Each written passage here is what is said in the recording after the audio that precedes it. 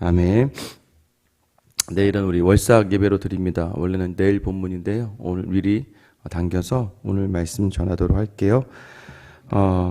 우리가 이제 부모님을 섬기는 것, 제가 이제 어제 교회 청년들하고 모임을 가지면서도 그런 이야기를 한 것 같아요. 너희가 암만 해봐라. 지금 너희가 부모에게 받는 것, 결혼하고 나서 그거 10분의 1도 못 드린다라고 얘기를 했어요. 그런데 다만 그럼에도 불구하고 계속해서 감사를 표하는 것, 항상 그 감사의 마음을 가지고 있는 것만 해도 부모는 그것만 해도 족한 것 같다라고 얘기했어요. 여러분도 그러지 않습니까? 자녀들에게 좀 서운한 것이 좀 있고 또 때로는 좀 많이 아쉬움 가운데 있을 수 있는데 문득 그냥 전화 한 통 와서 아니면 지나가는 말로 고마워요, 감사해요. 이 말 한마디면 그동안의 수고와 고생이 다, 또 하나는 또 무엇입니까? 실수를 하고 잘못을 했어도 아버지, 어머니 정말 죄송합니다 라는 그 말 한마디만 해도 부모의 마음은 싹 씻겨 가죠. 마찬가지입니다. 하나님도 우리가 죄 가운데 여전히 있다 할지라도 때로 주시는 그 마음 가지고 하나님 죄송합니다 이 한마디, 또는 하나님 정말 감사합니다 이 고백하는 한마디만으로도 우리 하나님은 모든 것으로 다 우리를 향하여 용서하시고 또 우리를 기뻐하시는 분이시라는 것이죠. 오늘 그래서 이 예배를 통해서 여러분의 다시 마음속에 하나님을 향한 감사와 회개를 통하여서 하나님과 함께 나아갈 수 있는 그 모든 관계가 회복될 수 있기를 예수님의 이름으로 축원합니다. 이제 어제도 주일이지만 그 주일날 이렇게 새 가족들이 계속 이렇게 오면 참 감사합니다. 교회에 그래도 매달 제가 항상 하나님께 기도했던 게 땡깡 부린 거죠. 하나님 그래도 코로나라고 해도 한 달에 한 명 정도는 보내주셔야 되지 않겠습니까? 그래서 매달 이렇게 한 달에 한 명이 안 오면 좀 하나님한테 좀 떼도 쓰고 그랬었는데 하나님이 저를 불쌍하게 생각해 주셔서 이제는 한 몇 달 좀 여유 있게 성도들을 좀 보내주셔서 참 감사해요. 그러면은요 참 신기하죠. 그 기분이 너무 좋은 거예요, 목사로서. 하루 종일 어제 점심을 거의 먹는 둥만, 또 청년들 모임을 또 하는데 또 청년 중에서도 또 새로운 지체가 와서 아마 다음 주에 등록을 한다고 하는 것 같은데 모임을 갔다 보니까 자연스럽게 그냥 너무 즐겁고 좋고, 제가 제 자식도 아니지만 하나님이 제게 맡겨준 영혼이라고 생각하는 거 하나만으로도 그렇게 기쁘고 좋은 것, 돌아오는 것, 또 여러 가지 이유로, 또는 처음 이제 세상에 있다가 처음으로 교회를 한번 나와보고, 또 예전에 교회 신앙생활 잘했다가 좀 실족한 가운데 있다가 다시 하나님의 부르심에 반응하며 나와오고, 또 특별히 교회 안에서도 상처를 받거나 어려운 가운데 있다가 다시 나와오고, 이 하나를 가지고도 목사인 제가 이 정도면 하나님은 얼마나 기뻐하실까. 그래서 예레미야에서 계속해서 돌아와라. 그러니까 지금 사실 예레미야를 지금 11장 하고 있지만 너무나 똑같은 말씀을 계속하고 있으니까 때린다, 맞는다, 너 그러다 당한다, 돌아와라, 말씀을 기억하라, 이런 내용이죠. 오늘도 1절 말씀 똑같아요. 여호와께로부터 예레미야에 임한 말씀이라 이르시되 너희는 이 언약의 말을 듣고, 언약의 말이라고 강조하지 않습니까? 언약이라는 게 뭐예요? 내가 너에게 명령만 한 게 아니라는 거예요. 언약은 하나님과 우리의 약속입니다. 뭐예요? 유다인과 예루살렘 주민에게 말하라. 그들에게 이르기를 이스라엘의 하나님 여호와께서 이와 같이 말씀하시되 이 언약의 말을 따르지 않는 자는 저주를 받을 것이니라. 언약을 했기 때문에 저주를 받는 거예요, 여러분. 어떤 언약이냐면 하나님께서 부르시고 거기에 반응한 것, 이것을 하나님은 약속으로 보시는 거예요. 여러분, 하나님과 신과 약속을 맺는다? 여러분 아무 약속합니까? 여러분이 지금 대기업 회장을 만나러 간다고 하면 대기업 회장이 여러분과 약속을 해줍니까? 우리가 먼저 만나자고 해서 그 사람들이 만나주는 게 아니죠. 그 사람들이 먼저 좀 시간 내줄 수 있겠습니까? 대통령이 먼저 시간을 좀 내줄 수 있겠습니까? 라고 얘기할 때 그때 우리의 반응이 네, 그 약속이잖아요. 근데 그거를 누가 어겨요? 어느 한쪽에서 어기면 비판을 받는 거죠. 또 무례한 거죠. 그런데 하나님께서요, 그 죄악 가득한 이집트의 종으로 살아가던 이 백성을 끌어내며 약속을 주신 거예요. 그 약속이 무엇이에요? 4절 보세요. 이 언약은 내가 너희 조상들을 쇠풀무 애굽 땅에서 이끌어내던 날에. 쇠풀무가 뭐예요? 이 처음에는 요셉을 통해서 이스라엘 백성이 들어갔지만 시간이 지나면서 400년의 시간이 지나면서 요셉을 잊은 바로에 의해서 이 애굽 안에서 이스라엘 사람들이 고통 가운데 있잖아요. 그래서 하나님이 출애굽기 보면 1장부터 그 고통, 부르짖음 속에 하나님이 반응하신 거예요.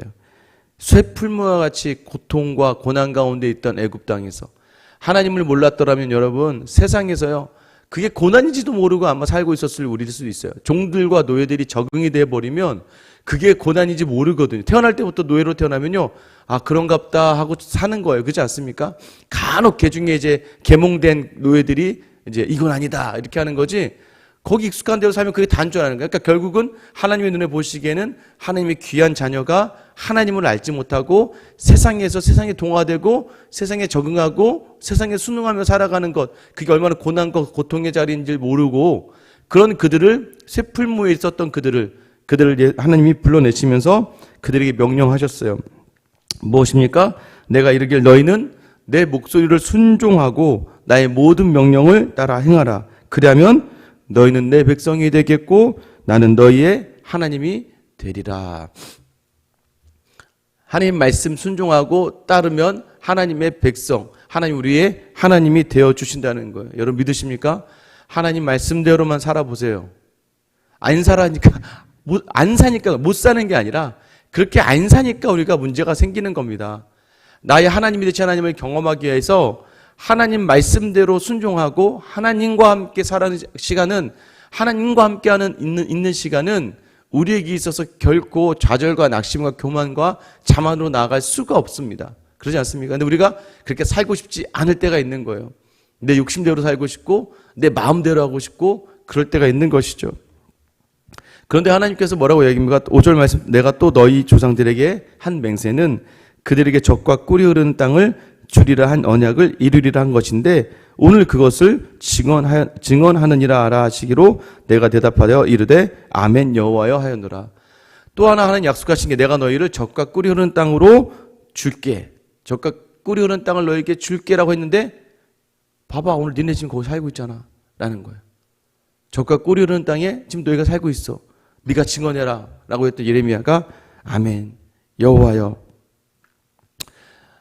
예레미야가 생각해도 맞죠. 정말 하나님께서 400년 전, 수천 년 전이죠. 이제 예레미야 때는 훨씬 전에 아브라함을 통해 약속하신 바를 400년이 지난 다음에 이스라엘 백성에게 가나안으로 허락하셨어요. 그리고 지금 1000년 넘게 수많은 시간 동안을 이스라엘 백성이 그 안에 젖과 꿀이 흐르는 땅에 있었다는 거예요. 그런데 뭐예요? 있었는데 익숙해지니까. 여러분 축복의 자리에도 익숙해지면요. 그 자리가 당연한 듯이 생각할 때가 많다는 거예요. 누가 나에게 베푼 배려가요. 계속되다 보세요. 그럼 그 배려가 당연하듯이 생각될 때가 있어요. 그래서 자꾸 자기 스스로의 삶을 돌아봐야 돼요. 교회 안에서도 마찬가지죠. 저도 그래요. 이제 하다 보면은 그렇죠. 첫째, 우리가 그런 얘기 많이 하죠. 첫째를 놓치는 경우가 굉장히 많죠. 왜냐면 막내가 들어왔는데 막내가 너무 연약하고 어리니까 거기 신경 쓰다 보면 첫째와 둘째를 간혹 놓쳐서 서운하게 할 때가 있을 수가 있어요. 그렇지 않겠습니까? 근데 중요한 것은 뭐예요? 하나님과의 관계 속에서도 마찬가지라는 거예요. 하나님께서 우리에게 그 땅을 주셨어요. 근데 가끔 가다가 그걸 놓쳐버릴 때가 있어요. 그래서 자꾸 우리 마음을 새롭게 해서 하나님 주신 감사를 매일 건져 올리는 작업이 바로 그게 매일 새롭게 됨이에요. 그래서 하나님이 오시는 그 순간순간은 계속 새로 하실 수 있는 거예요. 동일한 것들을 계속 새롭게 바라볼 수 있어야 돼요. 그렇지 않으면 어떻게 됩니까? 익숙한 것을 가지고 불평하게 돼요. 만나? 처음에만 기뻤죠. 그 40년 먹다 보니까 이제 만나도 질러서 매출하게 달라고 그러죠. 뭐 하다가 하면 불평과 원망의 연속인 우리의 인생이라는 거예요. 그때마다 하나님이 말씀으로 우리를 새롭게 하시길 원하는 거예요. 여러분 오늘의 하루 자료도 월요일 또 올 하루가 시작하는구나. 그죠? 월요일 자리에서 힘들고 어려울 수 있지만 오늘 하루의 자리에서도 하나님과 함께 새롭게 다시 보는 거예요. 그 새롭게 내주신 자리를 감사로 봐. 믿음은 무엇입니까? 믿음은요, 다른 눈으로 바라보는 거예요. 새로운 시선, 새로운 가치관. 그것을 가지고 바라볼 때 이전과 동일했던 것들이 너무나 특별해지고 이전에 아무것도 아니었던 것들이 너무나 나에게 의미 있게 다가오는 것, 그게 바로 믿음 아닙니까? 그런데 이스라엘 백성들이 그 젖과 꿀이 흐르는 땅을 이제 몇 천년 넘게 살다 보니까 이제 익숙해져 버린 거예요. 익숙해져 버리니까 거기서 죄를 행하고 다른 것들을 향하게 되는 것이죠. 그래서요, 만족하지 못하는 삶 가운데 죄가 다가오게 돼 있는 거예요. 여러분, 오늘 여러분에게 주신 가정과 여러분 주신 직장과 여러분에게 주신 삶의 자리를 감사로 만족하며 자족할 수 있는 여러분 될 수 있기를 예수님의 이름으로 축원합니다. 그 말을 들으면 내가 너희 하나님이 될 거야. 이 마음을 가지고 오늘 하루를 살아내면 내가 너희를 인도하는 하나님으로 다가갈 거고 너희는 나의 백성처럼 살게 되고 젖과 꿀이 흐르는 하나님의 나라를 마음껏 누리게 될 거다라고 이야기해 주시는 거예요. 그래서 다시 이 말씀을 지켜라라고 이야기하죠. 그러면서 7절 말씀 보세요. 같이 한번 읽어볼게요. 시작.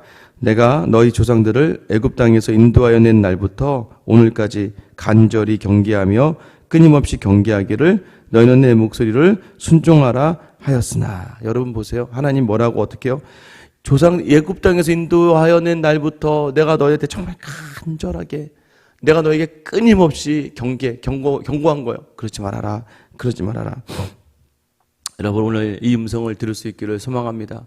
여러분 삶에 이루어지는 죄의 자리, 하나님을 무시한 자리, 하나님을 외면한 자리, 너무나 하나님을 쉽게 생각한 자리를 이 시간 이 말씀 가운데 다시 한번 경고로 들으시고 다시 한번 여러분의 삶의 자리를 돌이킬 수 있기를 간절히 소망합니다. 왜요? 그들은 순종하지 않았어요. 8절에 보면 그들이 순종하지 아니하여 귀를 기울이지도 아니하고 각각 그 악한 마음에 완악한 대로 행하였으므로 내가 그들의 행하라 명령하였어도 그들이 행하지 아니한 이 언약의 모든 규정대로 그들에게 이루게 하였느니라 하라. 이게 뭐예요? 언약했잖아. 네가 내 말 듣지 않으면 저주한다고 내가 얘기했잖아. 근데 너희가 내 말을 내가 준 선물을 받았음에도 그러니까 언약이 왜 체결된 거예요? 이미 준 걸 받았잖아요. 이미 약속한 대로 받았으면 이미 언약 약속 가운데 있는 거예요. 우리는 약속 안에 있는 백성이에요. 하나님의 언약 안에 있습니다. 그렇기 때문에요. 말씀대로 살면 그날은 하나님의 주시는 특별한 평강을 누리는 거고 말씀을 떠나 살면 하나님 없는 삶에서 저주와 같은 아픔이 있게 되는 것이죠. 10절 말씀 보세요. 그들이 내 말 듣기를 거절한 자기들의 손주의 제약으로 돌아가서 다른 신들을 따라 섬겼은즉 이스라엘 집과 유다 집이 내가 그들의 조상들과 맺은 언약을 깨뜨렸도다. 결국 그 언약이 너희가 깨뜨렸다라고 이야기하는 거죠. 하나님은 한 번도 실수한 적 없으시고 하나님은 한 번도 언약을 어기신 적이 없으세요. 여지껏 지금도 마찬가지입니다.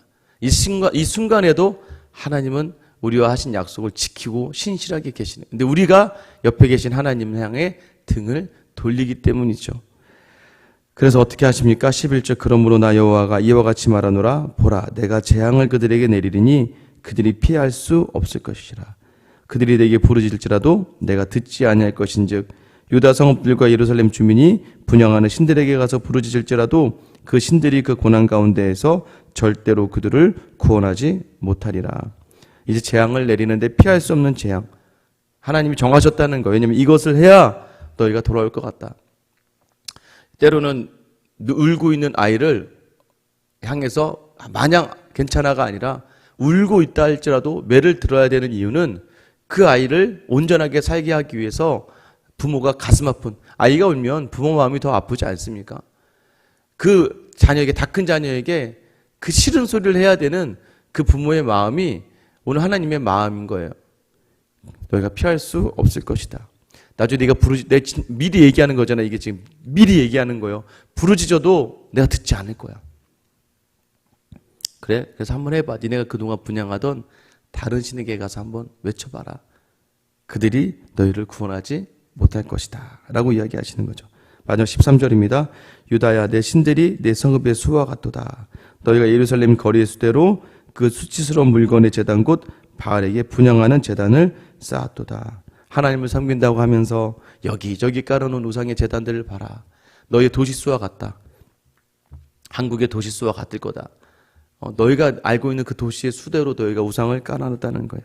하나님 말씀대로 살아낸다고 하면서 매번 모든 자리마다 자기가 하나님이 되고 또 세상의 것이 자기 자리를 차지하고 있는 너희의 모습을 보라는 거예요. 그 자리에 나오지 않으면 너희는 피하지 못할 재앙을 얻게 될 것이다. 여러분 왜 오늘도 이 말씀 주시는 거예요? 내가 얘기했지 않나. 간절하게 끊임없이 너에게 경고하고 있는 거야. 어디가 복된 자리인지를 알라는 것이죠. 오늘 다시 하나님은요, 이러한 음성 속에, 이러한 말씀 속에서 우리가 반응하길 원하세요. 하나님 감사합니다. 하나님 죄송합니다. 이 한마의 반응으로 그저 하나님은 좋으신 거예요. 그 반응과 그 말이 계속되다 보면 그것이 우리의 삶의 방향으로 나아가는 것 아니겠습니까? 월요일입니다. 여전히 우리가 동일한 어떤 이들은 그렇게 시작하죠. 아휴, 또 월요일이 시작했구나. 이건 어떻게 한 주를 보내나? 그게 아니라 야, 한 주를 또 하나님이 나와 함께 보내시기를 원하시는구나. 가정과 교회와 직장에서 만나는 사람들 사이에서 하나님 주신 이 자리 마음껏 믿음으로 하나님과 동행하며 이겨내야겠구나. 그래서 오늘 여러분이 가는 곳마다 정말 믿음의 또 신앙의 삶의 영혼의 적과 꿀이 흐르는 귀한 그 한 주가 될 수 있기를 예수님의 이름으로 축원합니다.